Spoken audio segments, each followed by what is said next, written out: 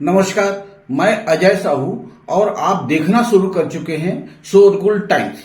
छत्तीसगढ़ में विधानसभा चुनाव की तैयारी जोरों से चल रही है। इसी बीच एक देश एक चुनाव के फार्मूले हवा भी मिल रही है। यह फार्मूला लागू होने से छत्तीसगढ़ में विधानसभा के चुनाव की तारीख और 6 महीने के लिए आगे बढ़ सकती है। ऐसे में लोकसभा और विधानसभा के चुनाव एक साथ हो सकते हैं। नरेंद्र मोदी सरकार ने 18 से 22 सितंबर तक 5 दिनों के लिए संसद का विशेष सत्र बुलाया है।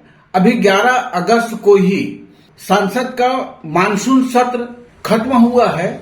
आमतौर पर नवंबर में शीतकालीन सत्र भी आ ही जाता है। ऐसे में सितंबर में संसद का विशेष सत्र बुलाया जाना बताता है कि सरकार कुछ बड़ा करना चाहती है। इसके सियासी मतलब भी निकाले जा रहे हैं।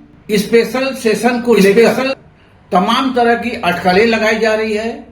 कहीं सरकार समय से पहले चुनाव के लिए तो नहीं जा रही है, कहीं सामान्य नागरिक संहिता पर बिल तो नहीं लाया जाएगा, महिला आरक्षण बिल लाया जा सकता है, जैसे तमाम अटकलें लग रही है। लेकिन इन सब के बीच सबसे महत्वपूर्ण चर्चा एक देश एक चुनाव को लेकर है।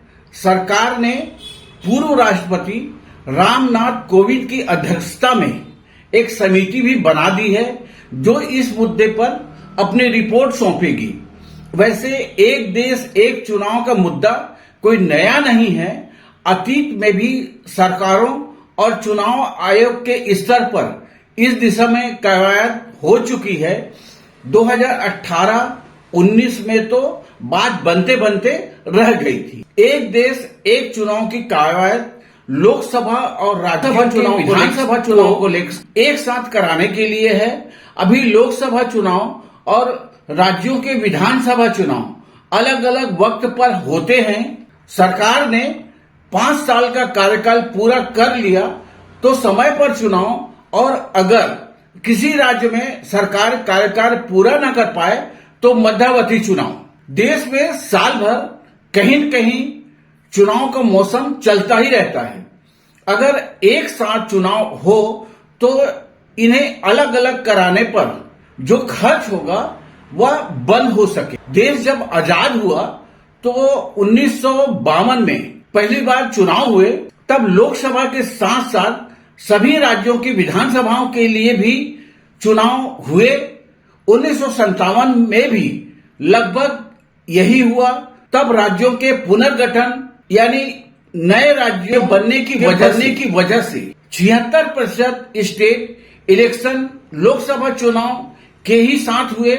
लेकिन एक चुनाव का ये चक्र पहली बार तब गड़बड़ाया जब 1959 में केंद्र की तत्कालीन जवाहरलाल नेहरू सरकार ने पहली बार अनुच्छेद 1956 का इस्तेमाल करते हुए केरल की कम्युनिस्ट सरकार को बर्खास्त कर दिया। 1957 में लेफ्ट ने केरल में जीत दर्ज की थी और EMS नंबूर दरीपाद मुख्यमंत्री बने। लेकिन जुलाई 1959 में उनकी सरकार बर्खास्त होने के बाद फरवरी 1960 में केरल में फिर विधानसभा चुनाव हुए। देश में किसी भी राज्य में मध्यवर्ती चुनाव का ये पहला मामला था। इसके बाद ही एक साथ चुनाव का क्रम टूट गया। लेकिन मोटे तौर पर 1967 तक वन सेशन वन इलेक्शन का सिलसिला चलता रहा। 1962 में और 1967 में 67% राज्यों में विधानसभा चुनाव लोकसभा के साथ हुए। लेकिन यह सिलसिला 1970 आते आते तक लगभग पूरी तरह टूट गया। 1970 में तो लोकसभा भी समय से पहले भंग हो गई और 1971 में चुनाव कराने पड़े। इस तरह 1971 के बाद लोकसभा और राज्यों की विधानसभाओं के चुनाव अलग अलग ही होने लगे। करीब 4 दशक पहले एक साथ चुनाव के मुद्दे ने फिर जोर पकड़ा। 1983 में चुनाव आयोग ने सुझाव दिया कि लोकसभा के साथ साथ राज्यों के भी विधानसभा चुनाव कराए जाने चाहिए। हालांकि तत्कालीन सरकार ने चुनाव आयोग के सुझाव को कोई खास तवज्जो नहीं दिया, जिससे मामला ठंडे बस्ते में चला गया। 1999 में यह मुद्दा फिर उभरा जब लॉ कमीशन ने एक साथ चुनाव कराने पर जोर दिया। जस्टिस बीपी जीवन रेड्डी की अध्यक्षता वाले लॉ कमीशन ने मई 1999 में अपनी 170वीं रिपोर्ट में एक साथ चुनाव कराए जाने की सिफारिश की। विधि आयोग ने कहा कि हमें लोकसभा और सभी विधानसभाओं के लिए एक साथ ही चुनाव कराना चाहिए। लॉ कमीशन ने इसके लिए फार्मूला भी सुझाया कि अगर किसी राज्य के खिलाफ अविश्वास प्रस्ताव लाया जाता है तो उसके साथ ही वैकल्पिक सरकार के लिए विश्वास प्रस्ताव भी लाया जाना चाहिए।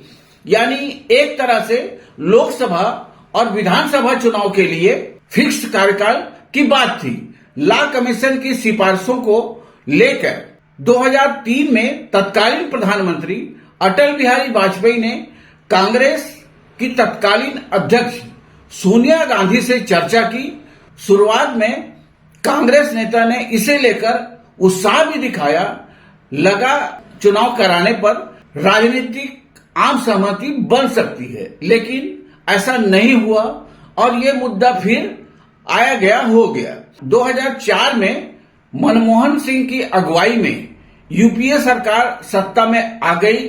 उनके पहले कार्यकाल के दौरान इस कहीं कोई चर्चा नहीं हुई। हालांकि 2010 में बीजेपी नेता लाल कृष्ण आडवाणी ने एक बार फिर एक साथ चुनाव का मुद्दा उठाया। उन्होंने इसे लेकर आडवाणी ने लोकसभा और विधानसभा के लिए फिक्स टर्म यानी 5 साल के तय कार्यकाल की वकालत की, लेकिन बात नहीं बनी। 2015 में एक संसदीय समिति ने अपनी रिपोर्ट में एक साथ चुनाव कराए जाने की बात कही। नचियप्पन की अगुवाई वाली संसदीय समिति ने लोकसभा और विधानसभा चुनाव को लेकर एक साथ करा। तब से पीएम मनमोहन सिंह और वित्त मंत्री प्रणब मुखर्जी से चर्चा भी चुनाव की संभावना का समर्थन करते हुए कहा गया कि इससे बार बार चुनाव पर होने वाले खर्च में कमी आएगी। बार बार चुनाव आचार संहिता लागू होने की वजह से कुछ समय के लिए एक तरह से जो पॉलिसी पैरालिसिस वाली स्थिति पैदा होती है वह खत्म हो जाएगी। चुनाव के दौरान मैन पावर की तैनाती का बोझ भी कम होगा, लेकिन कांग्रेस ने इसे अव्यवहारिक बताते हुए खारिज कर दिया।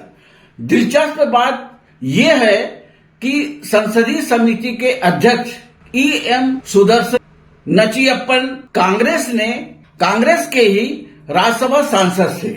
TMC ने भी इस आइडिया को अवैधानिक बताया। CPI NCP ने भी कहा संभव नहीं है। 2017 में तत्कालीन राष्ट्रपति प्रणब मुखर्जी ने संसद के संयुक्त सत्र को संबोधित करते हुए बार बार होने वाले चुनाव के नकारात्मक प्रभावों का जिक्र किया। 2017 में प्रधानमंत्री नरेंद्र मोदी ने इशारा किया कि एक साथ चुनाव कराने की संभावना टटोलने के लिए स्टडी की जानी चाहिए। 3 माह बाद 2017 में मोदी ने मुख्यमंत्रियों के साथ नीति आयोग की बैठक में फिर से इस बात पर जोर दिया। उसी साल नीति आयोग ने एक पेपर जारी कर एक साथ चुनाव कराने पर जोर दिया। विवेक देवराय और किशोर देसाई ने पेपर में कहा कि अलग अलग चुनावों पर बहुत ज्यादा खर्च आता है, एक साथ चुनाव कराने में इससे काफी कमी आ सकती है। नीति आयोग ने अपने पेपर में विस्तार से बताया कि क्यों एक साथ चुनाव जरूरी है और कैसे ये मुमकिन हो सकता है। 2018 में एक बार फिर लॉ कमीशन ने एक साथ चुनाव कराने की पैरवी की। जस्टिस BS चौहान की अध्यक्षता वाले लॉ कमीशन ने 30 अगस्त 2018 को अपनी ड्राफ्ट रिपोर्ट में सिफारिश की कि एक कैलेंडर ईयर में जितने भी राज्यों के विधानसभा चुनाव होने हों उन्हें एक साथ कराया जाना चाहिए। लॉ कमीशन ने बताया कि लोकसभा और सभी राज्यों के चुनाव एक साथ कराने के लिए संविधान में कई तरह के बदलाव करने पड़ेंगे। लोक प्रतिनिधित्व कानून 1951 में बदलाव करने पड़ेंगे। लोकसभा और राज्य विधानसभाओं से जुड़े नियमों प्रक्रियाओं में जरूरी बदलाव करने पड़ेंगे। लॉ कमीशन ने यह भी सिफारिश की कि अविश्वास प्रस्ताव से सरकार तभी गिरनी चाहिए जब वैकल्पिक सरकार के लिए विश्वास प्रस्ताव पास हो जाए। 2019 के लोकसभा चुनाव के पहले एक समय तो ऐसा लग रहा था कि एक देश एक चुनाव का कॉन्सेप्ट लागू हो जाएगा। 2018 में लॉ कमीशन की सिफारिशों के बाद माहौल बना। मोदी सरकार ने एक देश एक कानून को संभव बनाने के लिए आम सहमति तैयार करने की कोशिश की। लॉ कमीशन ने सुझाव दिया था कि 17वीं लोकसभा के चुनाव के साथ 12 राज्यों के विधानसभा चुनाव भी कराए जाने चाहिए। 2018 और 2019 में कुल 12 राज्यों चुनाव होने थे। इन सभी विधानसभा के लिए लोकसभा के साथ ही चुनाव कराने की बात चली। तब ऐसी खूब खबरें चली कि यह मुमकिन हो सकता है, लेकिन बात नहीं बन सकी। मोदी सरकार एक बार फिर एक देश एक चुनाव के लिए कवायद तेज की है। अब तो इसकी संभावना टटोलने के लिए पूर्व राष्ट्रपति कोविंद की अध्यक्षता में समिति भी बन गई है। शोरगुल टाइम्स ने एक देश एक चुनाव की संभावनाओं को अपने वीडियो में समेटने की कोशिश की है। आप देखें और इस चैनल को सब्सक्राइब करते हुए वीडियो को लाइक करना ना भूलें। नमस्कार, धन्यवाद।